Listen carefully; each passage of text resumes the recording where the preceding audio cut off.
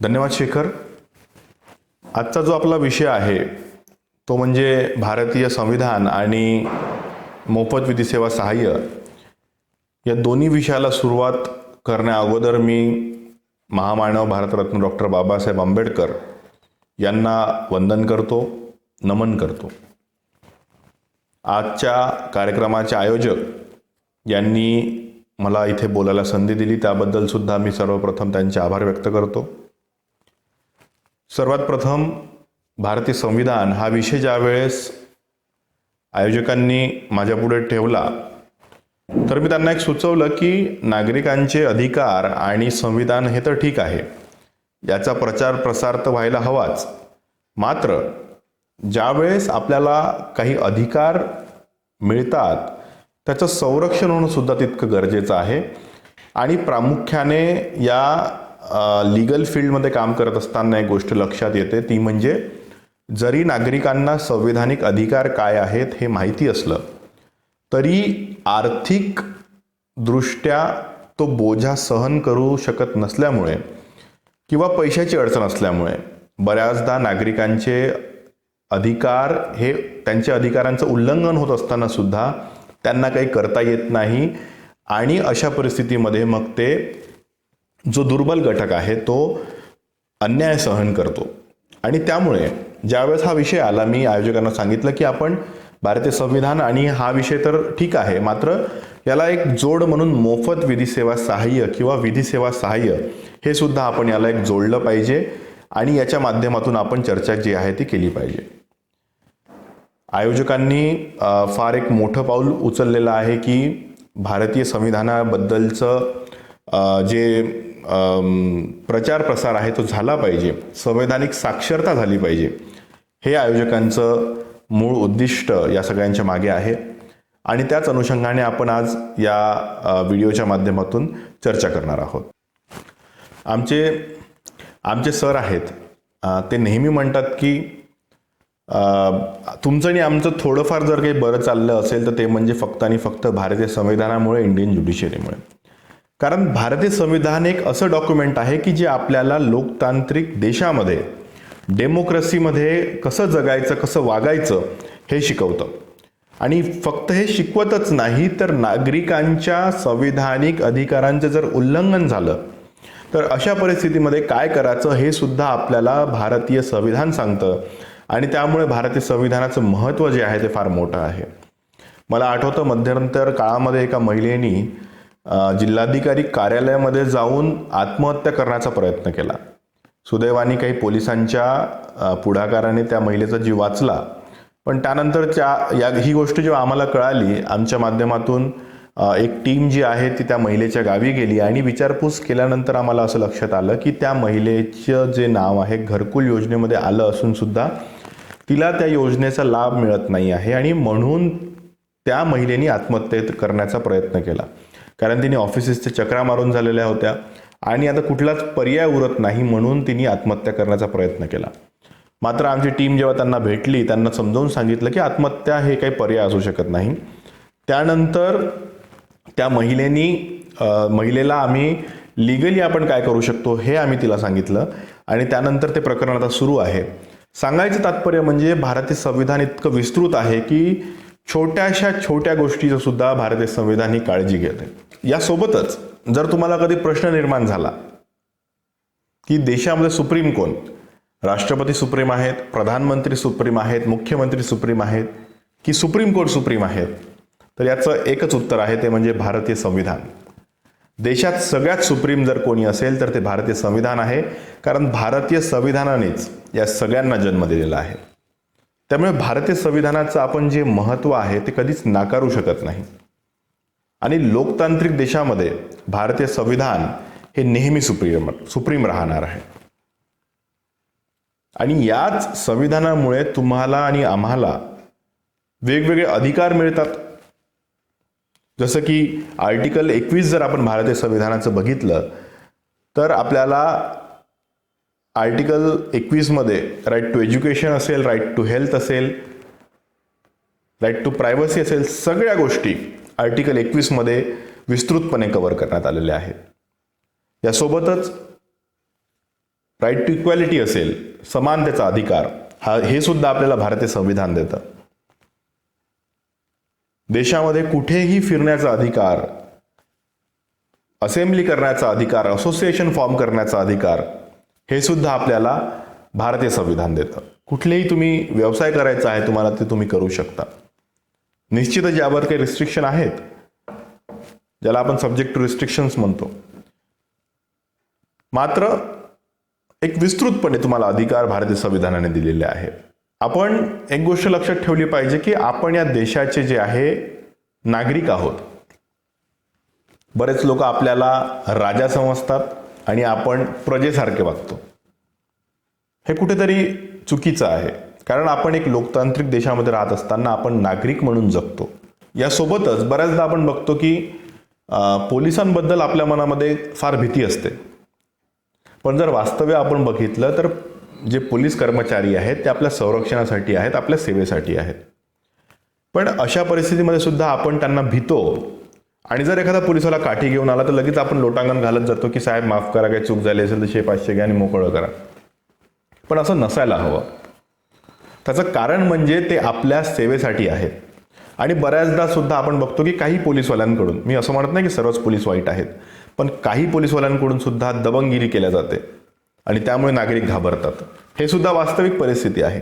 आपल्या महाराष्ट्रामध्ये खरं पाहिलं तर तशी परिस्थिती नाही, पण अनेक राज्यामध्ये आपण असे याचे उदाहरण बघतो की कुठल्या पद्धतीने पोलीसवाले दबंगी करतात आणि मग नागरिकांमध्ये त्यांच्याविषयी एक रोष निर्माण होतो किंवा भीती निर्माण होते.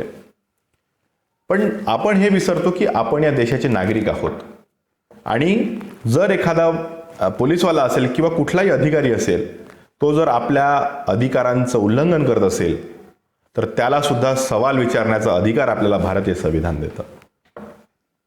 त्यामुळे जेव्हा केव्हा अशी परिस्थिती निर्माण होईल तुम्हाला सुद्धा पुढे येण्याची तितकीच गरज आहे. आणि जर तुम्ही तसं करत नसाल तर तुम्ही प्रजा म्हणून जगता आहात. नागरिक म्हणून जगायला आपण शिकायला पाहिजे. त्यानंतरच आपल्या अधिकाराचं संरक्षण आपण करू शकू. हे सुद्धा तितकं महत्त्वाचं आहे. तर आता पोलिसांचा विषय निघालेलाच आहे, तर हाच विषय आपण थोडा पुढे घेऊन जाऊया. आणि या विषयावर बरेचसे लोक प्रश्न विचारतात, त्यामुळे हा विषय सुद्धा अत्यंत महत्त्वाचा आहे. बरेच लोक विचारतात की जर आम्हाला अटक झाली तर आम्ही काय करू शकतो. तर एक लक्षात घ्या, तुम्हाला जर अटक झाली तर तुम्ही जे आहेत तुमच्या नातेवाईकांना हे कळवू शकतात की तुम्हाला अटक झालेली आहे. यासोबतच तुम्हाला हा अधिकार आहे की तुम्ही तुमचे जे वकील आहेत त्यांना सुद्धा कळवू शकतात की तुम्हाला अटक झालेली आहे. 24 तासाच्या आत तुम्हाला मॅजिस्ट्रेट पुढे हजर करणं हे बंधनकारक आहे. सोबतच तुमचं मेडिकल करणं सुद्धा हे सुद्धा बंधनकारक आहे. आणि हे अधिकार आपल्याला भारतीय संविधान देतं. भारतीय संविधानाने हे अधिकार आपल्याला दिलेले आहेत आणि हे या अधिकारांचं जर उल्लंघन होत असेल तर तुम्हाला दाद मागण्याकरिता रेमेडी आहे. तुम्ही जे आहेत तुमच्या कुठल्याही अधिकाराचं उल्लंघन झालं तर जे आहे दाद कोर्टामध्ये जाऊन मागू शकता. यासोबतच जर तुम्हाला जेल झालेली असेल, मग अशा परिस्थितीमध्ये काही लोकांची परिस्थिती नसते की आमच्याकडे पैसे नाही, वकील लावता येत नाही, मग आम्ही आता अंदरच राहायचं का. तर यामध्ये जसं मी आपल्याला सांगितलं की मोफत विधी सेवा सहाय्य सुद्धा जे आहे शासनामार्फत पुरवलं जातं. आणि आमच्यासारखे अनेक वकील यामध्ये काम करत असतात की ज्याच्या माध्यमातून तुम्हाला जे आहे मोफत विधी सेवा सहाय्य, म्हणजे सरकारी वकील असेल किंवा बरेचसे प्रायव्हेट वकील सुद्धा असतात जे प्रो बोनो ॲडव्होकेट म्हणजे मोफत केसेस लढतात. अशा वकिलांचं सुद्धा तुम्ही यावेळेस जे आहे ते सहाय्यता घेऊ शकता. यासोबतच जर आपल्या मूलभूत अधिकारांचे जर उल्लंघन होत असेल किंवा संविधानिक अधिकारांचं उल्लंघन होत असेल तर आर्टिकल 32 प्रमाणे, आर्टिकल 226 प्रमाणे तुम्ही जे आहेत ते डिरेक्टली सुप्रीम कोर्टामध्ये आणि हायकोर्टामध्ये जाऊन सुद्धा या संदर्भात दाद मागू शकता. आपण बघतो की बऱ्याचदा एखाद्या गोष्टीचं इम्प्लिमेंटेशन करत असताना आपल्या संविधानिक अधिकारांचं किंवा मूलभूत अधिकारांचं उल्लंघन होतं आणि मग अशा परिस्थितीमध्ये आपल्यापुढे एक पर्याय उपलब्ध असते, ते म्हणजे उच्च न्यायालय आणि सर्वोच्च न्यायालय. या दोन्ही न्यायालयामध्ये आपण जे आहे ते जाऊन दाद मागू शकता. आणि भारतीय संविधानाच्या आर्टिकल 32 आणि 226 मध्ये या संदर्भात तरतूद दिलेली आहे. त्यासोबतच भारतीय संविधानाचं महत्त्वाचं आर्टिकल, जर आर्टिकल 21 आपण बघितलं तर right to sleep, right to education, right to health या सगळ्या गोष्टी आर्टिकल 21 मध्ये कव्हर करण्यात आलेल्या आहे, जे अत्यंत महत्त्वाच्या आहेत. राईट टू प्रायव्हसी, जे अत्यंत महत्त्वाच्या आहेत. एक नागरिक म्हणून तुमच्या अधिकारांचं संरक्षण भारतीय संविधान हे वेगवेगळ्या माध्यमातून करत असतं. आणि हे आपल्याला माहिती असणं गरजेचं आहे, कारण ज्यावेळेस आपल्याला ह्या गोष्टी माहिती होतात त्यावेळेस आपण जे आहे एक नागरिक म्हणून सक्षमपणे या देशामध्ये राहू शकतो. आणि तुम्हाला म्हणजे आयोजकाला आणि आमच्यासारख्या काही लोकांना सोडून कुणालाच वाटत नाही की तुम्ही भारतीय संविधानाविषयी साक्षर व्हावं. कारण जर तुम्ही साक्षर झाले तर तुम्ही जे आहेत प्रश्न विचाराल, आणि राज्यकर्त्यांना किंवा एक्झिक्युटिव्हला हे आवडत नाही की नागरिकांनी प्रश्न विचारावेत. त्यामुळे अशा पद्धतीच्या कार्यशाळा ज्या आहेत त्याचं आयोजन होणं तितकंच गरजेचं आहे. आता हे सगळे नागरिकांचे अधिकार झाले, भारतीय संविधान झालं. मात्र एक महत्त्वाचा मुद्दा यामध्ये राहतो तो म्हणजे विधी सेवा सहाय्य. तर एक लक्षात घ्या, आपल्याला फक्त अधिकार असून चालणार नाही, तर त्या अधिकारांचं संरक्षण सुद्धा आपल्याला करता आलं पाहिजे. आणि ते करत असताना जर आपल्याकडे आर्थिक अडचण असेल तर अशा परिस्थितीमध्ये त्याचं उल्लंघन होऊ द्यायचं का? तर नाही. त्याची सुद्धा सोय भारतीय संविधानाने केलेली आहे. आणि यामध्ये वेगवेगळ्या जिल्ह्यामध्ये, तालुक्यांमध्ये जिल्हा विधी सेवा प्राधिकरण असेल, तालुका विधी सेवा प्राधिकरण असेल, अशा सगळ्यांची स्थापना जी आहे ती करण्यात आलेली आहे. आणि याच्या माध्यमातून तुम्ही जे आहे मोफत विधी सेवा सहाय्य जे आहे ते मिळवू शकता. फ्री लिगल एड तुम्हाला यामध्ये मिळतं. आणि वेगवेगळे तुमचे जर काही प्रकरणं असतील तर ते सुद्धा मोफत हे कोर्टामार्फत, म्हणजे जिल्हा विधी सेवा प्राधिकरण असेल, तालुका विधी सेवा प्राधिकरण असेल, किंवा महाराष्ट्राचं विधी सेवा प्राधिकरण असेल, किंवा देशाचं नॅशनल लीगल सर्व्हिस अथॉरिटी यांच्या मार्फत चालवले जातात. आणि हे सगळं चालवण्याचं कारण म्हणजे तुमच्या संविधानिक अधिकारांचं उल्लंघन व्हायला नको, हे त्यामागचं एक कारण आहे.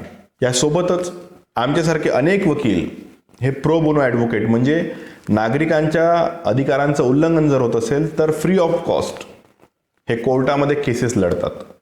बरेचसे वकील आपल्याला समाजामध्ये मिळतील. यासोबतच आमच्यासारखे बरेचसे वकील जे आहेत ते नागरिकांच्या अधिकारांचं जर उल्लंघन होत असेल तर मोफत त्यांना सहाय्यता करतात, लिगल ॲडवाईस देतात. त्यामुळे असे वकीलसुद्धा आपल्याला समाजामध्ये मिळतील. त्यांचीसुद्धा मदत तुम्ही या सगळ्या प्रक्रियेदरम्यान घेऊ शकतात जर तुमच्या अधिकारांचं उल्लंघन होत असेल. आणि बोलण्यासारखं भरपूर काही आहे, मात्र अनेक बाकी वक्त्यांना सुद्धा यामध्ये बोलायचं आहे. त्यामुळे आशा करतो की भारतीय संविधानातल्या काही गोष्टी आपल्याला कळायला असेल, काही तरतुदी आपल्याला कळायला असेल. यासोबतच तुम्हाला अधिक काही माहिती हवी असल्यास किंवा मदत हवी असल्यास तुम्ही आयोजकांकडून आमचे कॉन्टॅक्ट डिटेल्स घेऊ शकतात आणि त्या माध्यमातून आम्हाला कॉन्टॅक्टसुद्धा करू शकतात. तर याच नोटवर मी माझं म्हणणं थांबवतो. आणि परत एकदा आपण मला बोलण्याची संधी उपलब्ध करून दिली, आणि जो भारतीय संविधान हा अत्यंत जवळचा विषय आमचा आहे त्यावर बोलण्याची संधी उपलब्ध करून दिली त्याबद्दल आपल्या सगळ्यांचे आभार व्यक्त करतो. पुन्हा संविधान दिनाच्या आपल्या सगळ्यांना शुभेच्छा देतो आणि थांबतो. धन्यवाद.